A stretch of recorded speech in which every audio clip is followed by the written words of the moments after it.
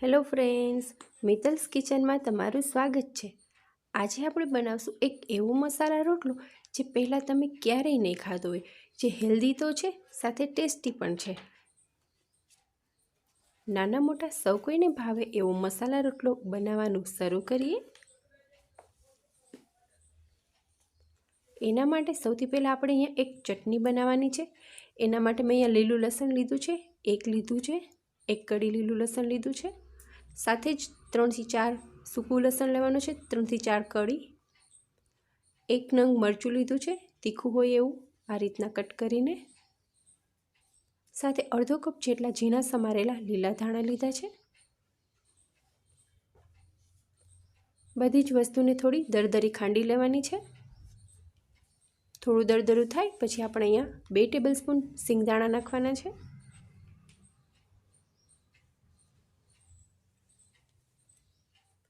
એને પણ આપણે થોડા દરદરા કરી લઈએ।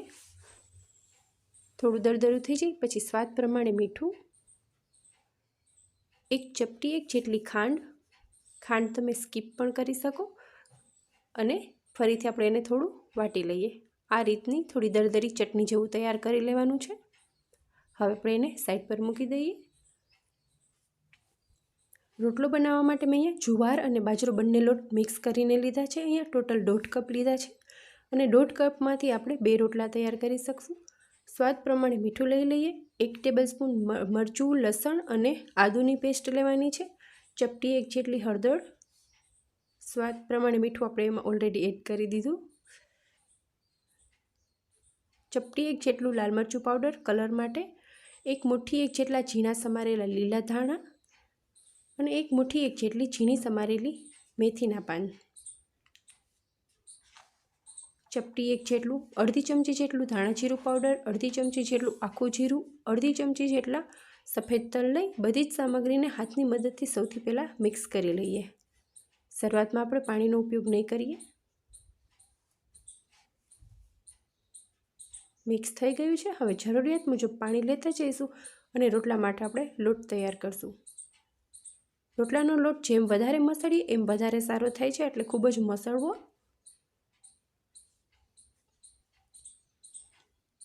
ફરીથી આપણે થોડું પાણી લઈ લઈએ।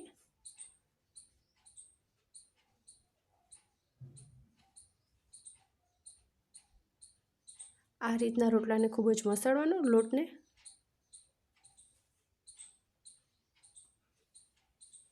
હથેળીના આ ભાગની મદદથી રોટલાનો લોટ મસળવો। તમે જોઈ શકો છો એકદમ સોફ્ટ લોટ તૈયાર થઈ ગયો છે। હવે આપણે એમાંથી 2 લુવા કરી લઈએ।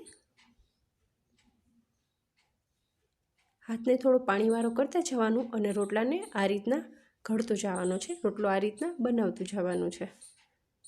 આપણે અહીંયા મેથી અને ધાણા ભાજીનો ઉપયોગ કર્યો છે, એટલે સાઈડથી રોટલાની કિનારીઓ થોડી ફાટશે, પણ એને પાણી લગાવી અને બરાબર કરતું જવાનું છે અને આ રીતના રોટલો બનાવતું જવાનું છે।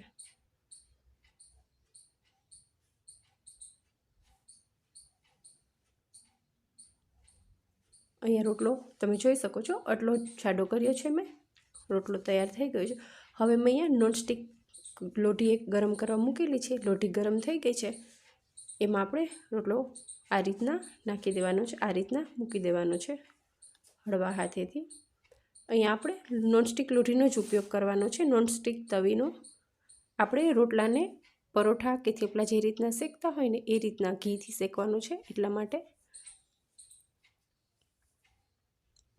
રોટલાની ઉપરની સાઈડ થોડી ડ્રાય થાય ને ત્યારે આપણે એની સાઈડ ચેન્જ કરવાની છે। તમે જોઈ શકો છો ઉપરથી થોડો ડ્રાય થઈ ગયો છે। હવે આપણે એને સાઈડ બદલાવી લઈએ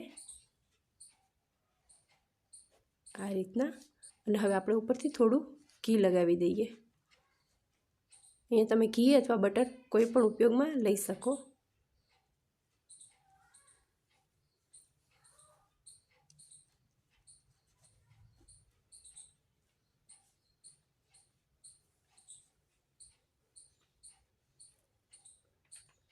મેં અહીંયા જુવાર અને બાજરી બંને લોટ લીધા છે।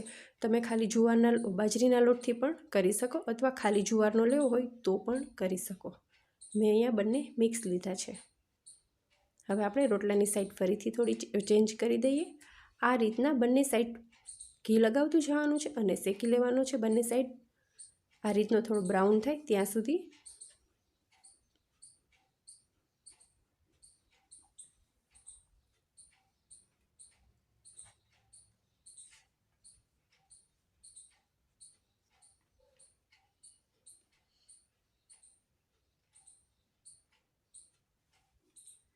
હવે આપણો રોટલો તૈયાર થઈ ગયો છે। હવે આપણે જે તૈયાર ચટણી કરી હતી ને એ ચટણી 1.5 ટેબલસ્પૂન જેટલી ચટણી લેવાની છે। આ રીતના રોટલા ઉપર મૂકવાની છે, વધારે કે ઓછી લઈ શકાય। મેં અત્યારે 1.5 ટેબલસ્પૂન લીધી છે, સાથે જ 1 ટેબલસ્પૂન માખણ લીધું છે, ઘરનું બનાવેલું માખણ લેવાનું છે અહીંયા। અને માખણ મેલ્ટ થાય ત્યાં સુધી આ રીતના મિક્સ કરી લેવાનું છે।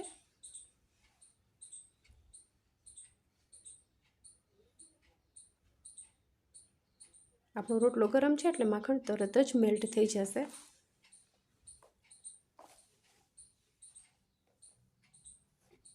માખણ આપણું મેલ્ટ થઈ ગયું છે। હવે જે તૈયાર ચટણી અને માખણવાળું મિશ્રણ છે ને એને આ રીતના રોટલા પર સ્પ્રેડ કરી લેવાનું છે।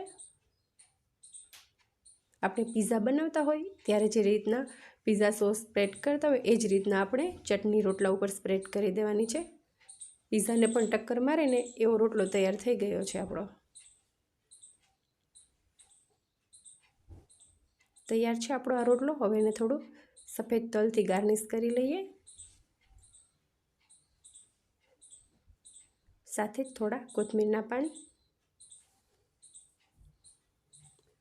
તો તૈયાર છે આપણો મસાલા રોટલો, જે પિઝાને પણ ટક્કર મારશે। જો છોકરાઓ ના ખાતા હોય ને રોટલો તો આ રીતના કરીને એકવાર ચોક્કસથી ખવડાવજો, જરૂરથી ભાવશે।